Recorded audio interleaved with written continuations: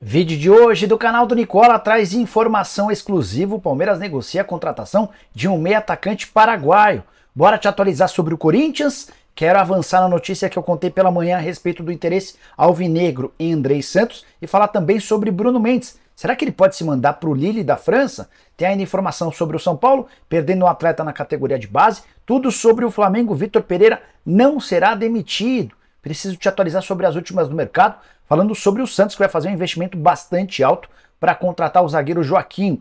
Por último, mas não menos importante, falar sobre Vina a caminho do Grêmio. Tem Olunga. Será que esse cara pode pintar no Botafogo? Enfim, muita informação legal a partir de agora. Antes, deixa eu só me apresentar. Sou Jorge Nicola, jornalista esportivo, e a missão por aqui é deixar você por dentro das últimas do mercado, bastidores, finanças e muito mais. Para não perder nada, é só apertar esse botãozinho vermelho de inscreva-se. Combinado? Bora contar que todo esse conteúdo é um oferecimento de Betwinner, a casa de apostas esportivas que acaba de me garantir uma boa grana. Havia apostado na vitória do Palmeiras contra o Santos no Clássico, coloquei R$500 e voltaram 720. E nessa quarta e quinta-feira tem mais jogos do Campeonato Paulista, são 4 nessa quarta, incluindo o São Paulo e a Portuguesa, e mais 3 na quinta-feira com Palmeiras e Corinthians em campo. A minha aposta vai se dar no confronto entre Botafogo e Ituano. O Ituano é o lanterna do campeonato, vou apostar R$500 na vitória do Botafogo dentro de casa. Hoje a 2,23, esses R$500 vão se transformar em 1.115,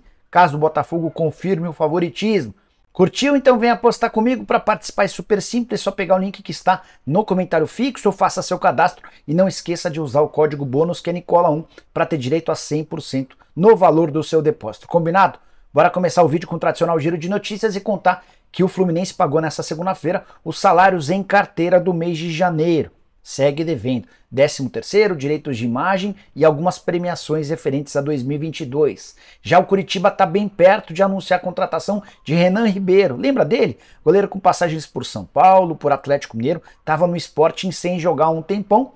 Não é uma boa escolha, não ficaria muito animado se fosse torcedor do Coxa. Para completar o giro de notícias, contar que Courtois está fora do Mundial. Ainda havia expectativa de que ele pudesse aparecer para a grande final. Real Madrid já descartou. Bora falar agora sobre Joaquim, o reforço mais caro entre os 9 contratados pelo Santos na atual temporada. Já havia até que alguns jornalistas, Lucas Mussetti entre eles, trouxeram outro valor. Posso assegurar para vocês, depois de ouvir uma pessoa envolvida nas tratativas, que o Santos está pagando 3.700.000 euros ou 20 milhões de reais por 70% dos direitos econômicos do zagueiro de 24 anos de idade. Vou até dar mais informações. Pagamentos serão feitos em 3 parcelas curtas. A última das parcelas vence em maio do ano que vem, ou seja, até maio do ano que vem o Santos vai precisar ter zerado essa dívida de 20 milhões de reais com o Cuiabá. Atleta que inclusive já foi anunciado nessa quarta-feira como novo reforço e vai se juntar ao goleiro Vladimir, ao lateral direito João Lucas, ao zagueiro Messias. Não chegou nenhum lateral esquerdo, em compensação vieram 2 volantes, Alisson e Dodi, 2 meio-campistas, Lucas Lima e Daniel Ruiz, além do atacante Mendonça. Dos 9 reforços, só faltou um lateral esquerdo e um atacante, um centroavante, para que o Santos tivesse um time inteiro de contratações. Bora falar só agora sobre o Botafogo. Outro dia, durante uma live, me perguntaram se Michael Olunga, que é um atacante queniano de 28 anos de idade, centroavante, joga no Aldoail, se esse cara poderia pintar no Botafogo. Por que o nome dele vira e mexe é especulado no Botafogo? Porque ele trabalhou durante uma temporada com o Luiz Castro, técnico botafoguense, lá no Catar. Os números do Olunga no Aldoail são espetaculares. Na atual temporada, por exemplo, 17 jogos e 19 gols. Na temporada passada, 29 jogos e 30 gols, ou seja, ele tem mais gol do que partida nas 2 últimas temporadas. Fui checar essa informação com o André Mazuco, que é o homem forte do futebol do Botafogo, e ele garantiu que não há nenhuma negociação com o Olunga, o centroavante de 1,93 m, super caro, com salários próximos a 2 milhões de reais por mês, vai continuar no mundo árabe. Quero falar agora sobre o São Paulo, que perdeu um atacante para o rival Palmeiras, mas o torcedor do São Paulo não precisa se preocupar. Trata-se de Hugo Rocha, só 16 anos de idade. Ele chegou ao São Paulo depois de uma brilhante campanha pelo Marília no Sub-13. Foi o grande responsável por levar o time do interior até a final do Campeonato Paulista Sub-13. Tudo isso em 2019. Na oportunidade ele fez 16 gols. O São Paulo o contratou, mas no tricolor a coisa não decolou. Até chegou a ser convocado em 2021 para a Seleção Brasileira Sub-15. São Paulo não conseguiu vê-lo sendo protagonista decisivo e optou por não renovar seu contrato. O que o Palmeiras do João Paulo Sampaio fez? Percebendo a oportunidade de mercado, assinou um contrato de experiência com o atleta. Se o Hugo Rocha conseguir vingar com a camisa do Palmeiras, no Sub-17, vai ter oportunidades e um contrato um pouco mais longo. Caso contrário, vai acabar sendo liberado. O Palmeiras tem feito apostas nesse sentido e tem dado muito certo. Só para lembrar um caso, o Endrick havia sido dispensado ou não contratado pelo São Paulo depois de uma passagem brilhante no Sub-11. O Palmeiras ficou com o jogador e o Endrick foi vendido para o Real Madrid por 72 milhões de euros. Será que está pintando uma outra novela, Endrick? Não acredito na possibilidade, mas achei importante contar para vocês. Quero falar agora sobre Vina, que está a caminho do Grêmio. Não há um acordo fechado, mas tanto o Ceará quanto o Grêmio já alinharam um empréstimo até o fim da atual temporada. Dessa maneira, o Ceará economiza um caminhão de dinheiro. O Vina custa, entre salários, direitos de imagem e luvas, por mês, cerca de 600 mil reais. É o jogador mais caro do futebol nordestino. Você sabe que o Ceará foi para a segunda divisão, perda importante de receitas, especialmente durante todo o segundo semestre com o Campeonato Brasileiro. E o Vina, que tem muita identificação com o clube, vai por empréstimo para o Grêmio. Se o Ceará conseguir voltar à primeira divisão em 2024, no último ano de vínculo entre as partes, ele retorna para defender o vovô. Vina, que ainda não se despediu de forma oficial, mas voltou a zombar do adversário. O Ceará venceu o Fortaleza por 2-1 nessa terça-feira e o Vina usou as redes sociais para fazer uma dancinha, provocando o Galhardo e comemorando os 3 pontos. Só para arrematar, vale a lembrança de que o Vina era um nome antigo pedido pelo Renato Gaúcho. A negociação está praticamente garantida e é mais um reforço importante para o time gaúcho. Bora falar agora sobre a situação de Bruno Mendes e também sobre Andrei Santos, as novidades do Corinthians. Quero começar falando sobre Bruno Mendes. O contrato do zagueiro uruguaio, comprado por 17 milhões de reais, vence em dezembro. O Corinthians demorou para iniciar as negociações e agora tenta correr atrás do prejuízo para estender esse contrato, sob o risco de ver o Bruno Mendes assinando um pré-contrato com qualquer outro clube do Brasil ou do exterior a partir de julho. O Internacional é um dos interessados, fez uma sondagem ao Corinthians com uma proposta baixa. Se o Corinthians não aceitar, vai tentar convencer o Bruno Mendes a assinar um pré-contrato a partir de julho. Outra informação que surgiu nas últimas horas, o jornalista Wilson Pimentel trouxe a informação de que o Lille, da França, quer contratar o Bruno Mendes. O Corinthians assegura que ninguém da França procurou. E o que me chamou a atenção de forma negativa na informação do Wilson Pimentel é que a intenção do clube francês seria de empréstimo de uma temporada. O que não faz sentido, o Bruno Mendes tem contrato, como eu contei para vocês, somente até dezembro. Então, por que você pediria o empréstimo de uma temporada do atleta com um clube cujo contrato não vai durar mais do que um ano, né?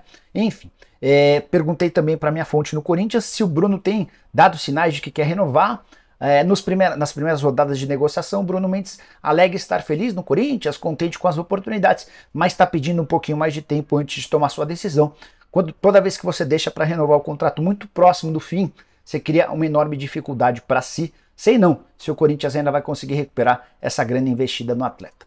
Só para fechar sobre o Timão, contar, repercutir e avançar em cima da informação que eu trouxe para vocês pela manhã. O Andrei Santos, atleta revelado pelo Vasco, que tem brilhado com a camisa da seleção brasileira sub-20 e agora pertence ao Chelsea, interessa sim ao Corinthians. O Timão já abriu negociações com Juliano Bertolucci, que é o representante do atleta, com o objetivo de ficar com o Andrei Santos enquanto o jogador não conseguir um visto de trabalho. O que está pegando? O Andrei foi comprado pelo Chelsea e a ideia do clube inglês é utilizá-lo na Premier League. Só que nesse exato momento ele ainda não tem o Work Permit, que é a permissão para trabalhar. Tudo porque no ano passado, quando jogou pela Série B, ele não teve uma pontuação que seria importante para garantir esse visto. O Chelsea ainda trabalha nos bastidores para conseguir essa permissão de trabalho. Se não for possível, o caminho vai ser emprestá-lo a um clube brasileiro. A ideia é que ele jogue na Libertadores da América por um time nacional e Palmeiras e Corinthians são os grandes candidatos no momento. Prometo ficar de olho nessa história e qualquer novidade trago para vocês, beleza? Bora de mais uma informação exclusiva, agora sobre o Palmeiras, que conversa sobre a possibilidade de contratação de Alejandro Romero Gamarra, mais conhecido como Caco. Ele é um jogador nascido na Argentina, que se naturalizou paraguaio, inclusive defende a seleção do Paraguai. Muito amigo do Gustavo Gomes, foi sugerido pelo Gomes aos dirigentes alviverdes. Seus empresários também fizeram bastante força para que o nome fosse pelo menos avaliado pela diretoria e comissão técnica alviverde. Atleta que atua no Al Tawon, da Arábia Saudita há 3 temporadas, os números são interessantes. Na atual temporada, por exemplo, 14 jogos, 5 gols e 8 assistências. Fui dar uma conferida nos lances para conhecer um pouquinho mais do Caco. E posso contar para vocês que a perna esquerda dele chama bastante atenção. Finalizações de fora da área, dribles, passes magistrais. É óbvio que a gente precisa mostrar ou lembrar da realidade que o futebol saudita tem bem menos qualidade e dificuldade do que, por exemplo, o futebol brasileiro. Mas por lá ele tem enorme moral. Tanto que seu salário é de 2 milhões e 400 mil dólares por temporada, ele ganha mais ou menos 1 milhão de reais livres de impostos por mês. Quando o nome dele foi sugerido ao Palmeiras, discutiu-se a possibilidade de um empréstimo com opção de compra. O nome foi levado ao Abel Ferreira, que buscou referências. O Palmeiras chegou a ligar para o Arce, treinador paraguaio, com enorme identificação no Palmeiras. O Arce deu excelentes referências sobre o atleta. E o Palmeiras começou, a partir de agora, a discutir a possibilidade com os representantes do atleta e com o Al Taon de fechar com esse jogador por empréstimo. Agora a parte mais difícil, quanto é que custaria para emprestá-lo, quanto é que ele gostaria de ganhar. O Palmeiras já disse que não paga esse 1 milhão de reais livre de impostos em hipótese alguma. Se houver acordo financeiro, o Caco pode ser novo reforço alviverde. Meio atacante canhoto de muita qualidade. Busque no Google ou aqui no YouTube lances dele, acho que você vai gostar. Só para completar, para quem não conhece o Caco, atleta que surgiu no Huracan, passou no New York Red Bulls antes de se mudar para a Arábia Saudita. Bora falar agora sobre Vitor Pereira. Será que o técnico do Flamengo corre risco de demissão depois de 2 tropeços em pouquíssimo tempo, em pouco mais de 40 dias de trabalho? O Flamengo já havia perdido a Supercopa do Brasil para o Palmeiras e foi eliminado no Mundial de Clubes. Logo na semifinal vai ter de disputar o 3º lugar contra o Al Ahly do Egito, que foi derrotado nessa quarta-feira pelo Real Madrid. Posso assegurar para vocês que o VP não tem risco de demissão, pelo menos por agora. A diretoria do Flamengo vai insistir no trabalho, pelo menos até o confronto da Recopa Sul-Americana, marcado para os dias 21 de fevereiro e 28. Jogo de ida contra o Del Valle, no Equador, o jogo de volta no Maracanã uma semana depois. O que é essa Recopa Sul-Americana? É o confronto do campeão da Libertadores, o Flamengo, contra o campeão da Sul-Americana, no caso o Independiente Del Valle. Se o Flamengo perder também para o time equatoriano, aí a situação do Vitor Pereira vai ficar bastante ruim. Até porque as pessoas mais próximas do BAP, o eterno rival político do Marcos Braz, já começaram a trabalhar para cornetar a contratação do Vitor Pereira.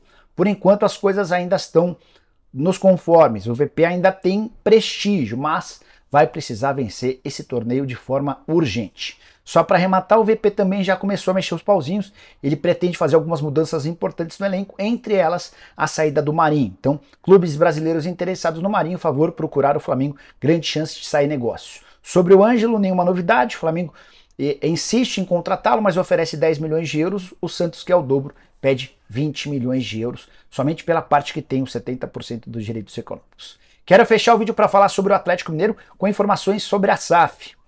Você sabe que o Galo vai levar nos próximos dias ao seu conselho deliberativo a possibilidade de transformação em sociedade anônima do futebol. Entre o Galo e o Peter Grieve, que é o dono da The Company FC, ou CEO, desculpa, entre essas partes já está tudo certo. Mas vai caber ao conselho deliberativo aprovar ou não esse modelo. Ou melhor, os 2 modelos. Que serão levadas 2 opções. O pessoal da Rádio Itatiaia trouxe informações importantes sobre os modelos de negócio. A opção número 1 prevê um aporte de 800 milhões de reais por 50% das ações. Os mecenas, nesse caso, ficariam com 13% das ações. O Galo herdaria ou manteria 37%, além de ficar com o CT e com a Arena MRV. Por isso que é um aporte de 800 milhões de reais. No segundo modelo, o aporte vai para 1,8 bilhão de reais, pelos mesmos 50%. A grande novidade é que o CT e a Arena passam a ser parte integrante da SAF, ou seja, do Peter Grieve. Nesse caso, os mecenas ficariam só com 8% e o Galo teria 42% das ações. Você, torcedor atleticano, tem preferência por qual modelo? Qual te agrada mais? Um investimento maior, um aporte de 1,8 bilhão, repassando o CT e o estádio, ou um aporte de 800 milhões, mantendo o estádio e o CT? Estou muito na dúvida, estou querendo saber a sua opinião antes de formular a minha. Uso o espaço para comentário, beleza? Esquece também de deixar like, de se inscrever no canal. A gente volta às 7 com o programa do Nicola. Abraço, tchau!